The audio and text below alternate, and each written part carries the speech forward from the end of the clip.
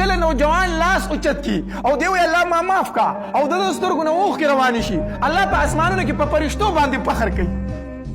ای فرشتو زما دې بنده ته وګورئ تو دا ځوان دی دا په زور کې دی دا په طاقت کې دی خو ما له جومات ته راغی زما کور ته راغی ما ته یې لاس اوچت کړه او جاړي ما ته ځکه ته پته شته دی چې د دې در نه ما سوا بل درد معاف کولو نشته الله ډېر زیات خوشحالېږي چې کله نوجوان لاس اوچتوي دی وی الله ما معاف کا الله تبارک وتعالی په فرشتو باندې فخر کوي کله چې نوجوان راشي او دی الله ته ودرېږي په مانځه باندې او دی چې سجدې ته لاړ شي او دا تندی په ځمکه باندې کېږدي الله په فرشتو فخر کوي ای فرشتو تاسو خو وی چې دا انسان په فساد کوي دی به وراني کوي په ځمکه کې وګوره دا نوجوان دی دا په زور کې دی دا په حسن کې دی خو راغی او ما ته خپل مخ په خاورو کې ایښی دی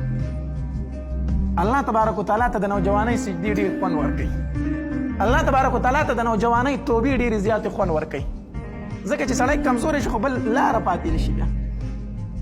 چې کله دی په زور کې وي او په طاقت کې وي او دی الله ته جاړي الله ډېر زیات خوشحالېږي